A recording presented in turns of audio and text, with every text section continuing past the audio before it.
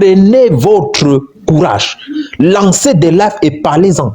Quand ils nous maltraitent dans leur pays, les gens ne veulent pas en parler. Mais imaginez si quelqu'un porte main sur un Libanais chez vous maintenant, qu'est-ce qui va se passer? On t'amène au commissariat et c'est toi qu'on enferme. C'est quand même incroyable. Je vous dis, si vous n'avez pas en réalité l'esprit des combattants, l'esprit de ceux qui ont donné leur vie pour l'indépendance, parce qu'il faut comprendre une chose également, c'est ça aussi qui fait peur à beaucoup de personnes. Parce que les gens ont peur de mourir. Il faut comprendre que quand on démarre, quand on lance en réalité un combat, écoutez bien, si vous lancez un combat, ne lancez pas ça pour vous. Lancez pour la génération à venir. Et quand tu démarres un combat pour la génération à venir, sache que tu peux laisser ta vie. Mais beaucoup de personnes veulent combattre aujourd'hui, mais en protégeant leur vie. Tu ne peux pas protéger ta vie dans ce genre de combat d'identité et croire que tu vas libérer la génération à venir. C'est à cause de ça que nos vieux présidents qui sont à la tête de nos pays là, ils ne veulent pas partir. Ils pensent que leur vie valent mieux que la vie d'un jeune garçon d'un jeune enfant qui vient de naître et qui n'a même pas encore commencé à étudier. Et c'est ça le problème. Alors, peuple africain noir, il faut qu'on soit fier de ce qu'on est. Il faut qu'on soit fier de ce qu'on est. On a trouvé un Chinois dans mon village. Mon village est à plus de 250 km de Douala. On a trouvé un Chinois dans mon village. Les villageois l'ont attaché. C'est le chef qui est venu, on l'a libéré, et puis on l'a ramassé, il est rentré directement. Ils sont comme ça, parce que les Libanais là ne sont pas différents des Chinois. C'est les mêmes gens. Ils sont en train de nous envahir. Et puis on est là, on parle, c'est comme si les gens dorment. Non, on se réveille et on comprend qu'aujourd'hui, on ne peut plus parler de ces choses-là sans être inquiété. Qu'ils viennent nous arrêter donc tous alors. Parce que même nous qui sommes à l'étranger, si ça ne va pas, nous on va aller protester à l'ambassade de la Côte d'Ivoire. Qu'ils sachent ça. Nous on va aller là-bas, on va crier. On va dire non à ça. Ils vont nous arrêter. Ils vont faire de nous ce qu'ils veulent. Parce que si les gens qui nous gouvernent aujourd'hui n'ont pas sauvé notre génération, nous devons sauver la génération à venir, les gars. Nous devons sauver la génération à venir. Mettons un peu notre vie là à côté. Mettons notre confort un peu à côté. Et disons-nous les vérités. Il faut qu'on arrête ça. Ils ne peuvent pas prendre la Côte d'Ivoire. Ce n'est même pas possible. Qu'ils n'envisagent même pas ça. Ça ne va pas passer. Pour le moment, on parle encore sur Internet, sur les réseaux sociaux. Mais bientôt, on va se lever et on va aller combattre ça sur place. Merci beaucoup.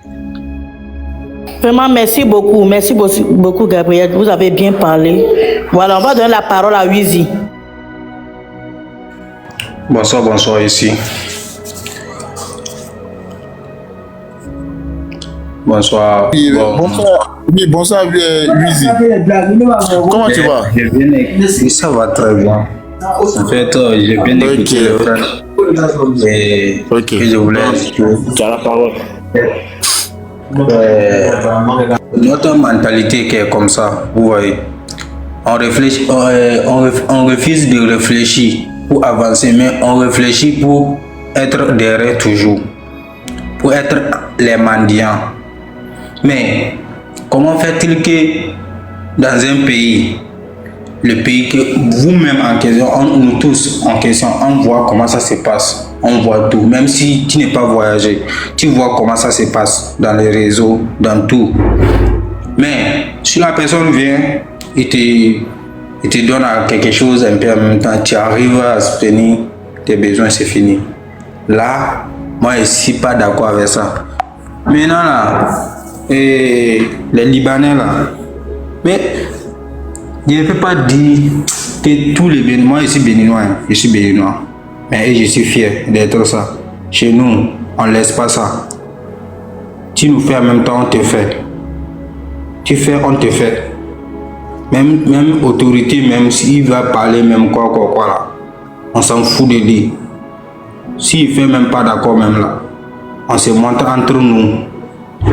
C'est comme ça que vous devrez faire. Mais en Côte d'Ivoire là-bas, bientôt dans 2 ans, j'espère qu'ils vont vous remplacer. Si vous ne faites pas attention.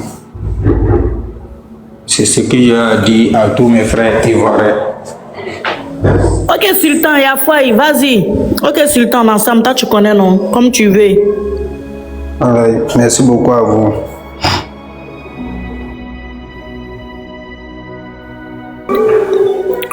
Ok, Teresa, vas-y, Teresa, t'as la parole. Bonsoir vous. Bonsoir, Teresa. Oui, déjà, je viens de me connecter, je sais pas quoi. Ah, Teresa, donc toi tu es montée, tu sais pas? Justement, j'ai envie de donner ma... Voici le drapeau, bon, voilà, voici le drapeau du Liban. Nous sommes en train de parler des Libanais qui sont en train d'envahir notre pays, la Côte d'Ivoire. C'est un peu ça.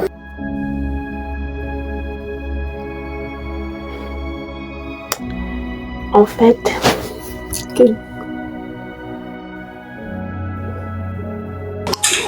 C'est monté. Bonsoir, bonsoir la famille. Bonsoir la famille. Bonsoir, Diamant. Comment vous allez? Depuis, je suis en train de vous suivre. Oui, ça va bien. Vas-y, Diamant. Mais les autres ont fini de parler. Oui, vas-y. Bon, moi, je pense que mon avis, nous tous, nous sommes ivoiriens. Hein. Ça nous concerne, nous tous. Voilà. Moi, ce que j'aimerais ajouter est que, sincèrement, nous, les Ivoiriens, nous sommes un peu très gentils, accueillants. Mais à un moment donné, là, il faut imposer le respect. Il faut imposer le respect parce que tu es sûr que moi, je ne peux pas partir au Liban. Arriver au Liban, je vois un corps habillé, il est habillé là parce qu'il y a la dispute. Les Juifs, ce corps habillé, mais ils vont me tuer. Ou bien ils vont me rapatrier même de mon pays. Et c'est qu'on ne peut pas faire chez les autres. Il ne faudrait pas qu'on accepte qu'on nous fasse ça en fait. Et puis à ce que je sache, la Côte d'Ivoire n'est pas le pays voisin du Liban. La Côte d'Ivoire n'est pas le pays voisin du Liban. Donc s'il y a un problème chez eux, on n'a pas de ceux qui sont chez nous là, nous on les accepte déjà. Il n'y a pas de problème, ils sont avec nous. Mais 100 000 Libanais dans un pays, même actuellement, nous on a des problèmes. C'est pour ça qu'on sort même de notre pays. On a des problèmes, c'est pour ça que nous on ne reste pas dans notre pays, on va ailleurs pour aller chercher. Et 100 000 Libanais, mais attendez, à un moment donné, il faut arrêter. Moi, on ne peut pas accepter ça. On ne peut pas. Ceux qui sont déjà là-bas, ils sont bien avec nous. Des gens, déjà, on sait qu'ils sont racistes. Ils ne nous aiment pas. Même ils sont avec nous. Ils font semblant de nous aimer parce qu'ils sont chez nous. Tu as déjà vu un Libanais prendre sa fille comme ça, donner en mariage à un black? On n'a jamais vu ça. Mais c'est nous là. Comme on dit, on aime blanc, on n'aime pas blanc là pour rien. On s'en va, on sort avec eux, ils font des enfants avec nos soeurs, ils n'ont jamais marié nos soeurs. Pour dire, ils ont pris une fois nos soeurs pour les amener au Liban, pour dire non, allons-y te présenter à mes parents. Ils n'ont jamais fait ça. Mais à un moment donné, il faut que nous-mêmes, les Ivoiriens, là, on impose le respect.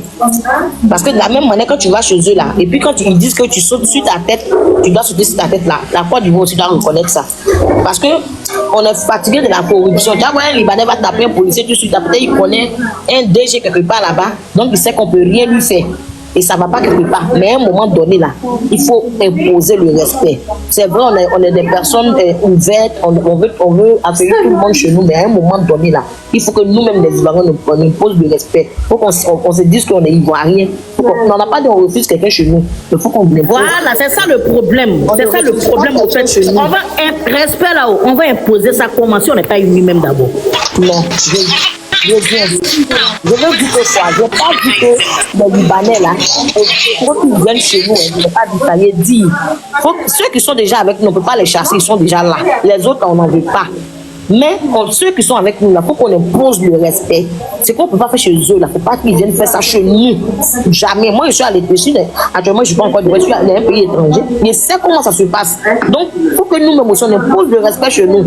Parce qu'il y a des choses que quand tu es à l'étranger, tu ne peux pas faire que tu penses que dans ton pays, il y a des étrangers qui te font. Ça fait très mal. Il faut qu'on impose le respect. Le gouvernement, d'abord, même doit imposer certaines choses. Il faut que le gouvernement impose certaines choses, tu comprends? Donc vraiment, c'est ce que j'avais à ajouter un peu. Il faut que nous-mêmes on se fasse respecter pour que quelqu'un d'autre nous respecte. Voilà. C'est ce que je voulais ajouter un peu. Attendez un peu, pardon, une petite parenthèse. Je suis très d'accord avec toi. Pardon, juste une seconde. Je suis très d'accord avec toi comme nous les Africains, on immigre aussi en masse dans d'autres pays. Je suis très d'accord. Mais le problème qui est là, que le monde, on va comprendre que le monde est vraiment, on vit dans l'exode. Je suis très d'accord. Mais il faudrait que tous les droits que nous avons dans leur pays, qu'ils aient le même droit dans notre pays. Par exemple, tu ne peux pas voir un noir au Liban qui achète une maison. C'est impossible de voir un noir au Liban qui a acheté une maison. Je le dis parce que j'y suis actuellement. C'est impossible. Mais comment on me dit qu'il y a des Noirs qui ont acheté des maisons au Cameroun, en Côte d'Ivoire? Comment des Libanais qui ont acheté les maisons au Cameroun et en Côte d'Ivoire? Je ne comprends pas ça. C'est impossible de voir ici, on te dit que voilà la maison d'un Noir. Même si tu as l'argent n'importe comment. Eux, ils partent construire chez nous comment? Je ne comprends pas. Qu'ils font donc qu'on ait le même droit parce que ça doit être égal à pas égal. Ils n'ont pas le monopole sur nous. Moi, parce Merci que moi, je ne suis beaucoup, pas ça je suis pas m'a dans le cas où on est en train de dire peut-être qu'on aille bagarrer avec eux ou bien les chasser. Quoi. Non, le monde est fait de telle sorte que l'Africain peut s'en sortir en Europe, l'Européen s'en sort en Afrique, je suis très d'accord. Mais il ne faudrait pas que tu viennes à mon pays, tu fais ce que... Je vais vous prendre un exemple tout bête. Est-ce que vous savez qu'ici, il y a la plupart des piscines, les Noirs ne peuvent pas nager dans la même piscine avec eux. Voilà un exemple tout bête. Mais ils entrent dans toutes nos piscines en Afrique, non? Tu vas ici dans la piscine avec les enfants, mais tu ne peux même pas toucher l'eau. Si tu touches l'eau, ça doit être un scandale. Pourquoi ils vont nager dans nos piscines en Afrique? C'était ça la question.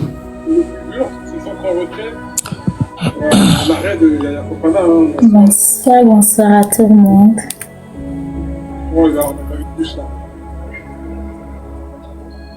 Oui, bonsoir. Oui, bonsoir. Je suis camerounaise qui réside à Dubaï. Et par rapport aux Libanais, j'écoute les discours depuis 1 heure de temps. Ça me plaît vraiment. Et les Libanais, en fait, ils ne méritent pas du tout de vivre en Afrique. Pourquoi? Parce que ces gens-là, ils font l'hypocrisie de t'aimer, mais ils ne t'aiment pas du tout. La peau noire restée à la peau noire. Pourquoi je dis ça? J'ai eu l'expérience avec un ex qui est libanais. Ces gens-là, ils ne méritent pas. Pourquoi? Je suis allée porter plainte même à cette époque, en 2020. Je vivais avec un Libanais dans la même maison. Il n'avait pas les moyens. C'est moi-même qui les soutenais financièrement parce que j'étais encore naïve à cette époque. Et j'ai gagné quand même pas mal d'argent parce que j'avais une boutique de vêtements. Maintenant, ce monsieur, son père me crachait dessus. En fait, c'est même très dur à expliquer parce que son papa me crachait dessus. Il dit que mon fils ne va jamais épouser la couleur de peau noire. Jamais. Moi, quand j'entends les discours sur les Libanais, je ne sais pas comment réagir. Continuez, ma soeur. Je vais vous dire un truc. Ça ne vient pas de nous-mêmes. Ça vient de dirigeants africains à la peau noire.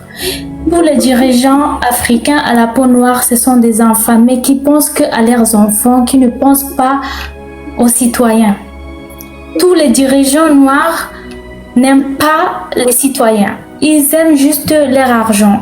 Leurs enfants sont bien, le reste, ils s'en foutent. Si aujourd'hui, il y a des problèmes dans les pays d'Afrique, à la peau noire, je pense directement que c'est les Libanais la cause. Parce qu'un Libanais a tous ses droits dans ton pays, pendant que toi, tu n'as pas de droit dans ton pays. Surtout le Cameroun, même pas seulement la Côte d'Ivoire. Ils sont pleins au Cameroun. Ces gens-là, je pense qu'ils ont même déjà acheté le pays. Parce que quand tu vas voir un Libanais au Cameroun, il te parle comme si...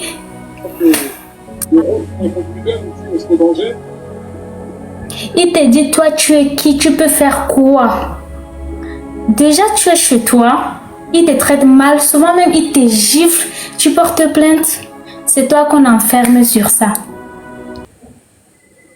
Tous nos dirigeants, ce sont des infamés, des malheureux. Moi, je dis ça. S'ils pensent autre chose, c'est leur problème. Mais honnêtement, les dirigeants africains ne méritent pas vraiment leur boulot. Parce que nous, on n'est rien à l'étranger. On n'est rien encore chez nous. Moi, je sais pas quoi dire. Par rapport à ça, je sais pas quoi dire. C'est ça, mais ce qu'on va faire là, en fait, nous les Ivoiriens, là, on va devoir boycotter tous les business des Libanais en Côte d'Ivoire. C'est-à-dire que quand on voit un Libanais vendre quelque chose, on n'achète pas. Si on fait ça là, on va les boycotter très mal et c'est là qui va les faire mal. Mais si nous, on ne s'entend pas, c'est ça le problème, famille. C'est ça le vrai bas blesse là, c'est ça qui est là. On doit boycotter tout ce qui est Libanais. On achète maintenant tout ce qui est Ivoirien. Ton frère Bété vend, ton frère Djoula vend, ton frère Odjeneka vend, tu achètes chez lui. Ton frère Baoulé vend, tu achètes chez lui. On devient local. Vous allez voir, ces gens-là, ils vont direct. C'est nous les Ivoiriens qui leur donnons l'argent. C'est nous les Ivoiriens qui leur donnons l'argent. C'est l'argent, c'est nous les Ivoiriens qui travaillons. Quand on veut construire la quincaillerie, on va acheter les choses, on construit. Ou bien, donc si nous on boycotte tout ce qui est libanais, vous allez voir, ceux-là ils vont changer de comportement, ils vont respecter l'Ivoirien. Ils vont respecter l'Ivoirien. Exactement, ils se sont déjà installés. Je vais te prendre un exemple du Cameroun. Je peux prendre la parole? Ok, Ezemo, vas-y. Nancy, attends, on va laisser la parole à Ezemo qui va essayer aussi de donner son point de vue. Bonsoir à tout le monde. Bonsoir Ezemo. Voilà, je crois que cette histoire des Libanais là, on a parlé de ça depuis longtemps. Les gens n'ont pas fait attention à ce qu'on disait. À tout moment, je suis hors de la Côte d'Ivoire. Mais je vous dis que quand tu voyages, quand tu quittes en Côte d'Ivoire, que tu vas dans un autre pays, quand tu vois comment on te traite, parce que tu es étranger, quand tu vois tes limites, ta manière de fonctionner, quand tu vois tes limites, et puis tu vois, il y a quelqu'un qui a ouvert son micro. Hein. Quand tu vois tes limites à l'étranger, et puis tu vois que chez toi, l'étranger n'a pas de limites, ça fait mal. Il y a des pays, même pour avoir une puce à téléphoner, tu n'as pas laissé ce jour, tu es étranger, tu n'as pas droit à ça. Tu prends une puce, mais ce n'est pas identifiant ton nom. Je vous assure, les amis, les Libanais, il y a plus de nationalités. Il y a des nationalités qui sont plus nombreuses que les Libanais en Côte d'Ivoire. Mais les Libanais exagèrent. Ils exagèrent. Moi, j'étais à San Pedro. Les Libanais, ils vont à la plage la nuit. Ils allument les phares de leur véhicule. Et puis, ils couchent avec nos soeurs en plein air. Et puis, ils filment. Tu peux faire ça au Liban? La race libanaise même est tellement raciste que les accueillir en masse en Côte d'Ivoire est un danger pour la Côte d'Ivoire elle-même. Je vous dis la vérité. Hein. Autant de fois, ils ont voulu une commune. Autant de fois, ils ont voulu une commune. Pourquoi déjà nos sœurs, prenons l'exemple de moi, pourquoi nos sœurs sortent avec certains blancs parce qu'ils se trouvent meilleurs là-bas? Je vais vous dire un truc. C'est que déjà, en Afrique, quand tu travailles, tu as le salaire de 15 000 ou bien de 30 000 le mois. Si tu as le loyer à payer, si tu as la santé à payer, tout ça, ça te revient rien du tout. Normalement, on devait même commencer par réclamer le salaire en Afrique parce que nous sommes, honnêtement, on n'est rien. Hein. Parce que moi, je veux vous dire un truc. Par rapport aux gens, les Libanais, quand ils travaillent en Afrique, ils ont un bon salaire. Nous-mêmes, là-bas, chez nous, on n'a pas de salaire. Je veux dire quoi? Le pays est contrôlé. Aujourd'hui, là, les Libanais ont le pouvoir. Comment vous pouvez imaginer qu'un joueur comme Yaya Nyengeri ait un procès contre un Libanais en Côte d'Ivoire? Madame, quel noir qui peut gagner un procès avec un footballeur libanais au Liban sur un tyran? C'est-à-dire la terre de ses pères. Comment vous pouvez imaginer ça? Aujourd'hui, le gouvernement prend des décisions pour imposer à la population. Ils ont installé un visa entre la Côte d'Ivoire et le Maroc, qui pour moi n'a même pas d'utilité. Mais c'est ce pays dangereux là qu'on doit installer les visas. Ces pays qui viennent chez nous et puis qui nous traitent de n'importe quoi là. C'est eux, on doit installer des visas. Leur entrée ici à être vérifiée. 200 000 personnes qui viennent au pays.